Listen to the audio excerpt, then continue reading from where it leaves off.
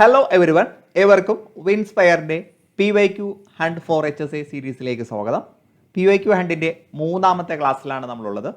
ഇതിനകം തന്നെ 2 ക്ലാസ്സുകൾ നമ്മൾ ചെയ്തിട്ടുണ്ട്. അത് കാണാത്ത ആളുകൾ അതുകൂടി കണ്ടുവരിക. HSA എക്സാമിൻ്റെ സിലബസ് പ്രകാരമുള്ള മറ്റു പരീക്ഷകളിൽ ഏതൊക്കെ ചോദ്യങ്ങൾ വന്നിട്ടുണ്ട്, അപ്പോൾ നമ്മുടെ സിലബസിൽ ഉൾപ്പെടുത്തിയിട്ടുള്ള ടോപ്പിക്സിൽ നിന്നും PSC നടത്തിയിട്ടുള്ള മറ്റു പരീക്ഷകളിൽ നിന്നുള്ള ചോദ്യങ്ങളാണ് നമ്മൾ ഡിസ്കസ് ചെയ്തുകൊണ്ടിരിക്കുന്നത്. ഇത് കഴിയുമ്പോൾ നെറ്റ് എക്സാമിനും സെറ്റ് എക്സാമിനും നമ്മുടെ സിലബസിൽ നിന്ന് വന്നിട്ടുള്ള ചോദ്യങ്ങളിലേക്ക് നമ്മൾ പോകുന്നതാണ്. സോ ഈ ഒരു സീരീസ് നിങ്ങൾക്ക് ഉപയോഗപ്രദമാണ് എങ്കിൽ തീർച്ചയായിട്ടും കമൻറ്റ് ചെയ്യുക, ലൈക്ക് ചെയ്യുക, നിങ്ങളുടെ ഫ്രണ്ട്സിലേക്ക് ഇത് എത്തിക്കുക. നിങ്ങളുടെ വ്യൂസ് അനുസരിച്ചായിരിക്കും നമ്മൾ കൂടുതൽ ക്ലാസ്സുകൾ ചെയ്യുന്നത്. സോ നമുക്ക് സ്റ്റാർട്ട് ചെയ്യാം. ഒന്നാമത്തെ ചോദ്യം ഇതാണ്: here rests his head upon the lap of earth, a youth to fortune and to fame unknown. Identify the youth. അപ്പോൾ ഈ വരി ഇത് തോമസ് ഗ്രേയുടെ എലിജിയിലുള്ള വരിയാണ് അല്ലേ. Identify the youth referred in this lines from the concluding epitaph of Gray's elegy. Elegy written in country churchyard എന്ന എലിജിയിൽ അവസാനം എ യൂത്തിനെ കുറിച്ച് പറയുന്നുണ്ട്. അപ്പോൾ ഇവിടുത്തെ എപ്പിറ്റാഫിൽ എ യൂത്ത് എന്ന് പറയുന്നത് കൊണ്ടുള്ള ഉദ്ദേശം ആരാണ്? കവി തന്നെയാണ് അല്ലെ. തോമസ് ഗ്രേയുടെ എപ്പിറ്റഫ് തന്നെയാണ് അവസാനത്തെ ഭാഗത്ത്, അവസാനത്തെ സ്റ്റാൻഡ്സയിൽ അദ്ദേഹം കൊടുത്തിട്ടുള്ളത്. സോ നമ്മുടെ ആൻസർ ഓപ്ഷൻ സി ആണ്. ദെൻ അടുത്ത ചോദ്യം, ഇത് നമ്മുടെ സിലബസിൽ പഠിക്കാനുള്ള ഒരു പോയറ്റുമായിട്ട് ബന്ധപ്പെട്ട കമൻ്റാണ്. KR ശ്രീനിവാസ് അയ്യങ്കാർ എന്ന് പറയുന്ന ഒരു ക്രിട്ടിക്ക് റെഫർ ടു ഡാഷ് ഒരു പോയറ്റിനെ കുറിച്ച് ഇങ്ങനെ പറഞ്ഞിട്ടുണ്ട്: one of the most aggressively individualistic of the new poets. ആധുനിക കവികളിൽ കുറച്ചുകൂടി അഗ്രസീവായിട്ടുള്ള വ്യക്തിത്വം എന്ന് പറയുന്നത് ആരാണ്? കമലാദാസ്. ഓപ്ഷൻ സി, കമലാദാസിനെ കുറിച്ചാണ് ഈ ഒരു കമൻറ്റ് അദ്ദേഹം പറഞ്ഞിട്ടുള്ളത്. ദെൻ അടുത്ത ചോദ്യം, ഇതും ലിറിക്കൽ ബാലഡിൽ നിന്നുള്ളൊരു ചോദ്യമാണ്. Which poem was quoted in full in Wordsworth preface to lyrical ballads to cite the worst example of then prevailing poetic diction. Poetic ഡിക്ഷൻ്റെ ഏറ്റവും മോശമായിട്ടുള്ള എക്സാമ്പിളായിട്ട് ലിറിക്കൽ ബാലഡിൽ വേർഡ്സ്വർത്ത് കുറച്ച് വരികൾ കൊണ്ടുവരുന്നുണ്ട്. Then stating that only 5 lines of the poem were worth keeping. ആ ഒരു കവിതയിലെ 5 വരികൾ മാത്രമാണ് കുറച്ച് കുഴപ്പമില്ലാത്തത്. ബാക്കി വരികളെല്ലാം പോയറ്റിക് ഡിക്ഷൻ്റെ ഏറ്റവും മോശമായിട്ടുള്ള എക്സാമ്പിളാണെന്ന് അദ്ദേഹം പറഞ്ഞിട്ടുണ്ട്. ഏത് കവിതയെക്കുറിച്ചാണ് ലിറിക്കൽ ബാലഡിൽ വേർഡ്സ്വർത്ത് ഈ ഒരു സ്റ്റേറ്റ്മെൻറ്റ് നടത്തിയിട്ടുള്ളതെന്ന് ചോദിച്ചാൽ തോമസ് ഗ്രേയുടെ sonnet on the death of Richard West. കേട്ടോ, തോമസ് ഗ്രേയുടെ കവിതയാണ്. കവിതയുടെ പേര് കൂടി പഠിച്ചു വെക്കുക: sonnet on the death of Richard West. സെറ്റല്ലേ? സോ നമ്മളിപ്പോൾ ഡിസ്കസ് ചെയ്തുകൊണ്ടിരിക്കുന്ന questions HSST English 2022 Kerala PSC നടത്തിയിട്ടുള്ള പരീക്ഷയിൽ നിന്നുള്ള ചോദ്യങ്ങളാണ് കേട്ടോ. അത് ഞാൻ തുടക്കത്തിൽ പറയാൻ വിട്ടുപോയിട്ടുണ്ട്. ദെൻ അടുത്തത് നമ്മുടെ സിലബസിൽ ഉൾപ്പെട്ടിട്ടുള്ള ഒരു പോയറ്റ്, അദ്ദേഹത്തിൻ്റെ ഒരു കമൻറ്റാണ്. അദ്ദേഹത്തെക്കുറിച്ചല്ല, അദ്ദേഹം പറഞ്ഞിട്ടുള്ള ഒരു കമൻറ്റാണ്. English and my disciplines. ഇംഗ്ലീഷും എൻ്റെ മറ്റു ചർച്ചാ വിഷയങ്ങളും, അതായത് എൻ്റെ മറ്റു ചർച്ചാ വിഷയങ്ങൾ എന്ന് പറയുമ്പോൾ അദ്ദേഹം കൈകാര്യം ചെയ്തിട്ടുള്ളത് ലിംഗ്വിസ്റ്റിക്സ്, ഭാഷാ പഠനവും നരവംശാസ്ത്രം, ആന്ത്രോപോളജിയുമാണ്. Give me my outer forms. അതാണ് എനിക്ക് ഔട്ടർ ഫോംസ് നൽകിയിട്ടുള്ളത്. അപ്പോൾ അദ്ദേഹത്തിൻ്റെ ഔട്ടർ ഫോം, പുറമേയുള്ള രൂപം എന്ന് പറയുമ്പോൾ linguistic, metrical, logical and other such ways of shaping experience. അദ്ദേഹത്തിൻ്റെ അനുഭവത്തെ ഷേപ്പ് ചെയ്യുന്ന തരത്തിലുള്ള കാര്യങ്ങളാണ് outer forms. And my first 30 years in India, my frequent visits and field trips, my personal and professional preoccupation with Kannada, Tamil and the classics, folklore give me my substance, my inner forms. അപ്പോൾ എൻ്റെ ബാഹ്യരൂപമായിട്ടുള്ള ഭാഷ, metre, logic എന്നിവയ്ക്ക് എൻ്റെ ലിംഗ്വിസ്റ്റിക്കും ആന്ത്രോപോളജിയും രൂപം നൽകിയിട്ടുണ്ട്.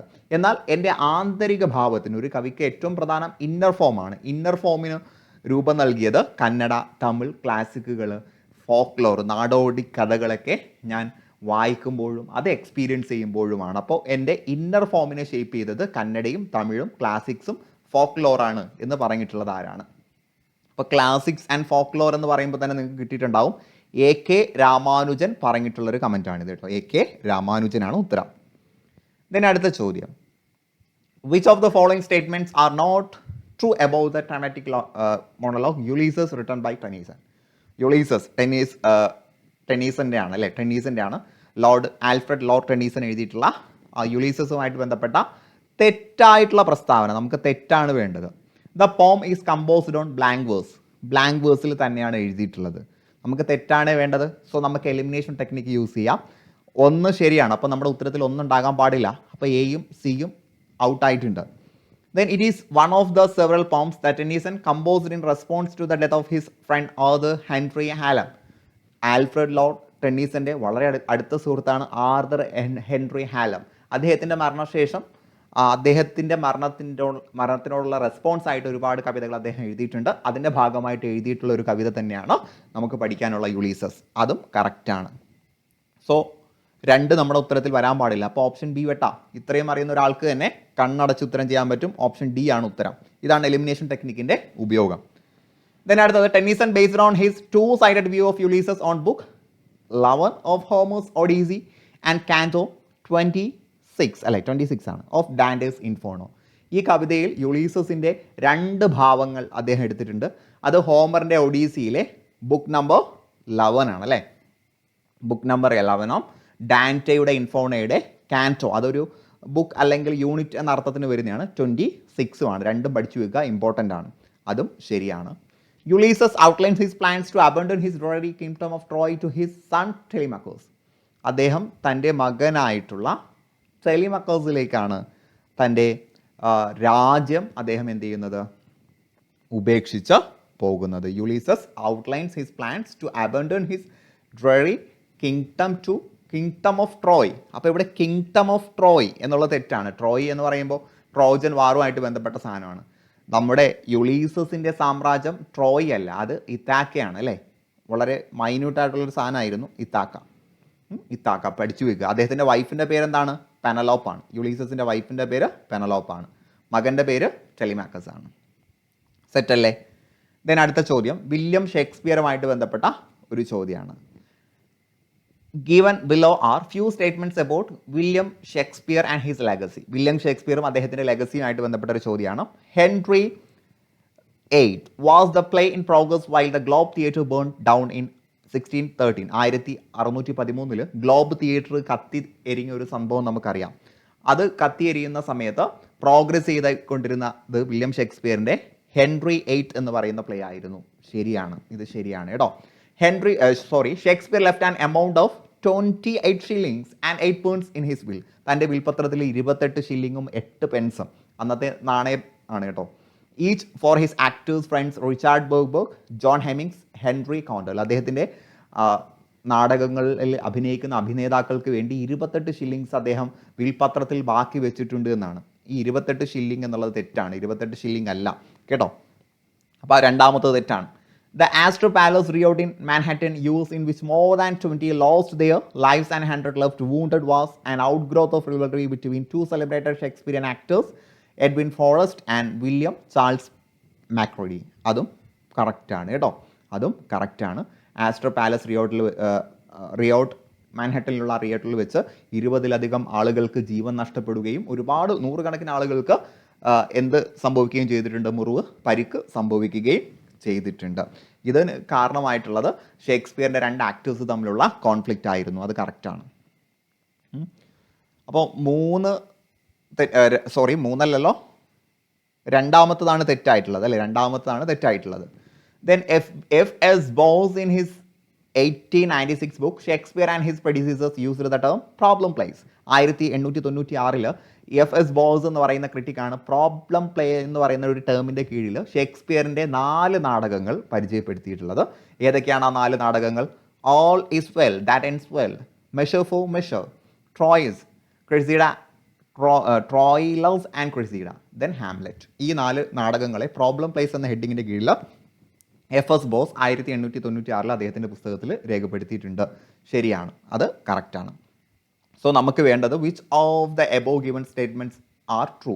ശരിയായിട്ടുള്ളതാണ്. നമ്മൾ പറഞ്ഞു 2 മാത്രമാണ് തെറ്റ്. അപ്പോൾ 1, 3, 4 എന്നിവ ശരിയാണ് കേട്ടോ. ദെൻ രണ്ടാമത്തതിൽ തെറ്റ് എന്താണെന്ന് ചോദിച്ചാൽ അദ്ദേഹം 26 shillings and 8 pence ആണ് തൻ്റെ സുഹൃത്തുക്കൾക്കും ആക്ടേഴ്സിനും വേണ്ടി വിൽപത്രത്തിൽ മാറ്റിവെച്ചിട്ടുള്ളത്. ദെൻ അടുത്ത വളരെ സിമ്പിളായിട്ടുള്ളൊരു ചോദ്യം. My fair lady the American musical film released in 1964 was an adaptation of the play dash by G.B. Shaw. വളരെ എളുപ്പമാണ്. 1964 മൈ ഫെയർ ലേഡി എന്ന പേരിൽ ഒരു അമേരിക്കൻ മ്യൂസിക്കൽ ഫിലിം അഡാപ്റ്റേഷൻ ഉണ്ടായിട്ടുണ്ട്. J.B.